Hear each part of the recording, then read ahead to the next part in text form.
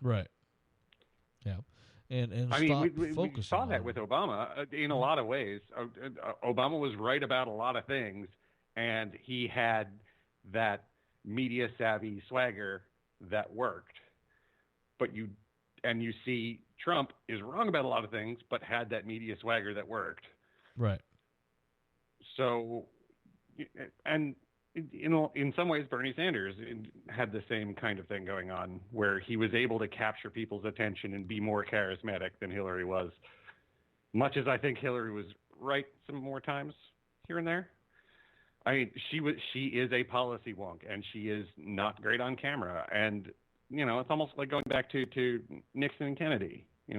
If that was on the radio, I don't know if Kennedy would have necessarily won that election.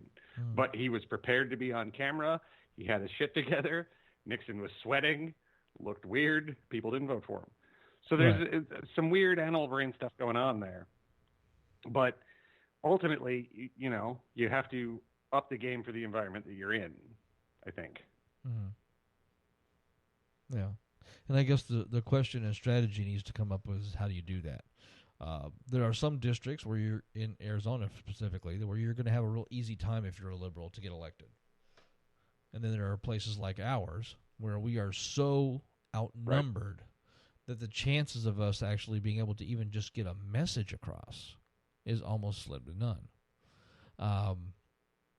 And it's going to be like that no matter what. I mean, anywhere you go, you're going to have one side or the other that's in control of that area, and their message is going to be more accepted because they're not the enemy, whether it's a Democrat or a Republican. And I think that's kind of a downside to government in the way that we've kind of evolved over the past 20 years is that we don't open ourselves up for the possibility of a difference of opinion. And so opinions and strategy and ideas on how to fix a problem, even if they seem a little, not normal. Unorthodox or more unorthodox. It may actually be a good idea, but because of the way we've kind of evolved over the past 20 years, nobody wants to hear it. Nobody wanted to hear when we ran for office that we were doing voter outreach at a strip club. Well, why not? Because they're voters too. Do you want to ignore people just because you may or may not agree with them? It wasn't going to cost you any money. It wasn't going to cost you shit. That's the thing too. Yeah. Well, that's because we didn't take any money so you could get lap dances. I mean, that's that kind of changes the game a little bit when you go to a strip club. But I mean, just overall, taking the time to interact with people that are normally ignored by the status quo is a way to try to change that game. Unfortunately, it didn't really work that well for us, but it got us free press, which is something we didn't normally get. So, it's a pro versus con. What's the best way to do something without causing the most waves or causing the most damage?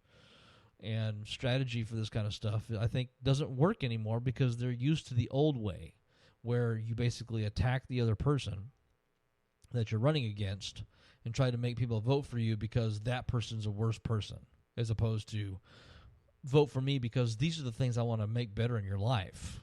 And I think that's where Trump won, was that he was able to actually get people to think that he actually cared about them as individuals and was going to do things to make their life better. Unfortunately, then 22,900 coal miners that have black lung disease got their notice that their health care was being canceled. Thank you, Mr. Trump. After he told them he was going to fix the coal problem or revitalize the coal industry, I think is what he said. So, and the people that got used and got totally shit on still will not admit that they got shit on and that they got duped. And that's the problem. People have such egos and such proudness in themselves, they can't admit when they made a mistake or when they were wrong. And that's something that we need to try to figure out how to change. Yeah. No, I definitely agree with that. And this was fun, guys, but I really got to go and get ready for my thing. All right. Well, thanks for being on the show with us tonight, Jack. We really appreciate it. Let us know when you're ready to start and everything. If you do a little short PSA thing, we'll throw it on our show for you. Try to get some people over to you. That'd be great. So you can maybe tap into our one or two listeners. Our new season starts March 27th. We've got a few guests lined up. It's going to be a fun show. Okay, and how do people find you? If you haven't heard our shtick before, just look for Naked Diner Podcast. You can find us on the Facebook, of course, iTunes, Stitcher, Breaker, TuneIn, whatever podcast app you use. If I'm not on it, I'll be surprised. Okay, folks. So the Naked Diner coming to a internet broadcast station near you. Listen to Jack. Be a part of possible solutions. And thanks for being on the show, Jack. Thanks, we Jack. really appreciate it. It's been great. Yeah, no, this was lots of fun, guys. Thanks for having me. I appreciate it. No problem. So, bye-bye. See you, Jack. So we're coming up on the 7:20 part of the show. 7:20, which is almost 7:30. Which is different than 7:40. Which is way different than 4:20. Well, that's true, because at 4:20, everybody's shake and bake. Or just bake, one of the two. So there's been a lot of interesting things going on during this past week. Federal level, local level. We've had some politicians that have kind of showed their mettle. We've had politicians that have been saying that it's not that difficult to be a teacher. Teachers have it easy. Obviously, he's a legislator. Yeah, doesn't know whatever. shit Senator, about education. what's his face? Well, there's a couple of them actually. So, but okay, let's go ahead and cut to our other PSAs. A couple of more of our PSAs, so we can take a break because, I may need to get up and go pee, and get another drink, and maybe I don't know. So we're going to play a couple of PSAs. Hope you guys hang around with us. We got a lot more to talk about, and we'll be back shortly.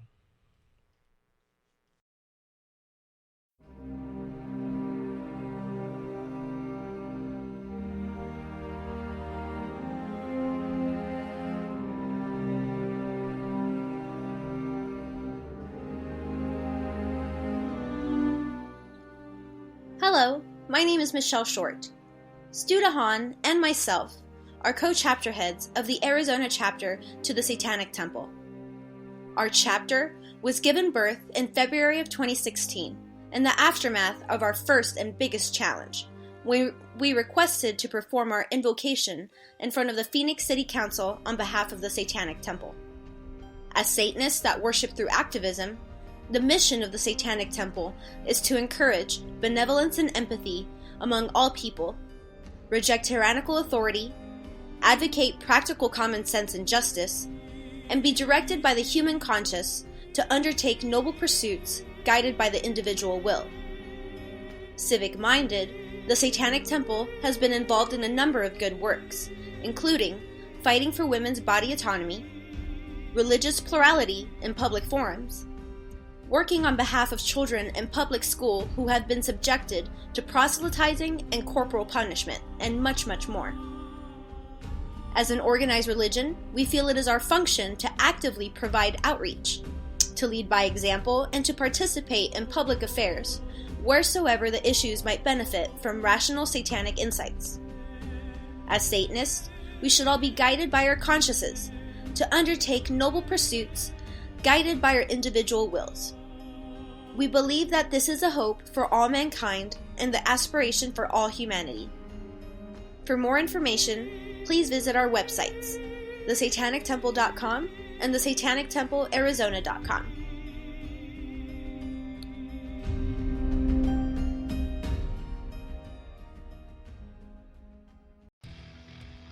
Hello, my name is Scott Pryor, co-host of the internet radio show Progressive Voices of Arizona. Arizona is made up of a wide variety of individuals, all of which have many different beliefs. Sometimes those whose beliefs are different from the majority tend to be forgotten or marginalized. This is where organizations such as the Secular Coalition for Arizona can help. The Secular Coalition for Arizona is a 501c4 lobby organization that represents the Arizona non-theistic community, a vibrant and growing community of Arizonans who self-identify as atheists, agnostics, humanists, freethinkers, and other labels of personal choosing, to elected officials in and from Arizona. They mediate the relationship between the non-theistic community and elected officials, and they work to ensure that the law is never biased to the detriment and interest of Arizona's non-theists. For more information, please visit their website at www.secularaz.org.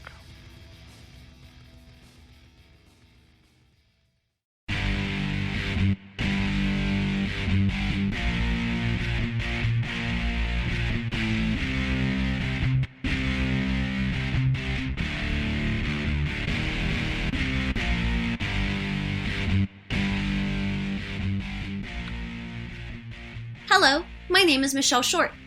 Stu DeHaan and myself are co-chapter heads of the Arizona chapter of the Satanic Temple.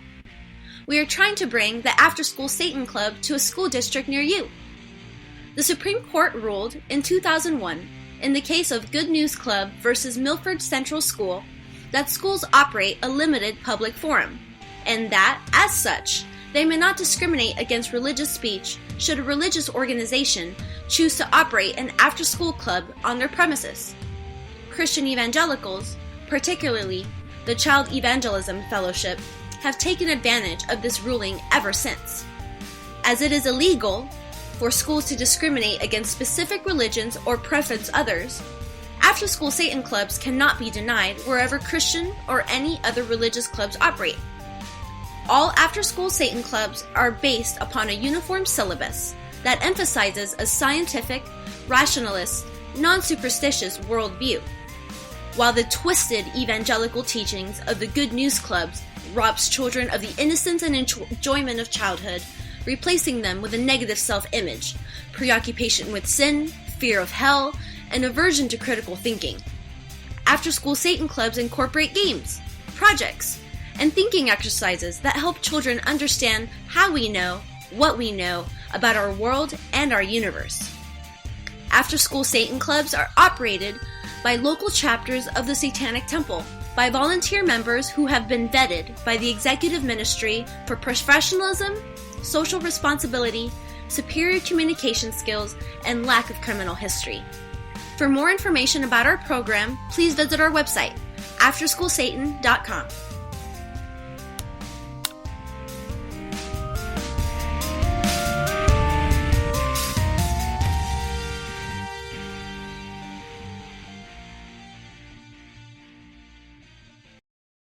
And welcome back, everybody. We are at the 7:28 p.m. on a Friday night. And Friday nights are good when you want to relax and have a good time. Or be on radio like we are now and making a lot of noise and talking about stuff. It's fun. So, we want to kind of go through and start talking a little bit about local businesses and local business support. I don't know how many of you out there listening live in small towns and small communities, but we live in Apache Junction, which has, I don't know, what do we have, 5, 6 people here? Maybe 8 if you include animals. Yeah. And so the one of the things that we've been working on is trying to get people to use local businesses. The local small business is really the job creator in your small communities like ours. So a couple of places that we'd like to kind of give a shout out to. Here where we live, it's most of the businesses that we have out here are retail. Okay, so they're either stores, restaurants, that kind of stuff. There's not a lot of manufacturing. There's not a lot of high-tech jobs out here. There used to be, but they went bankrupt. Thank you, Apple or GTA or whoever that was. One of the places that we went to for a birthday party, what was it, 2 weeks ago? Yeah. Or was it last week? I think it was last week. There is a restaurant up on Phelps called Cowboys Up.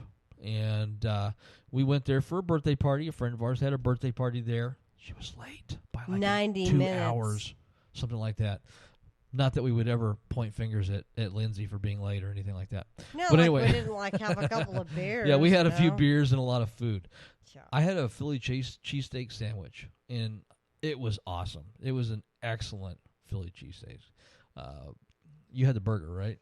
I did have a burger. I actually asked for them to not do the special stuff that it actually mentioned on the menu just to make me an honest to God regular burger?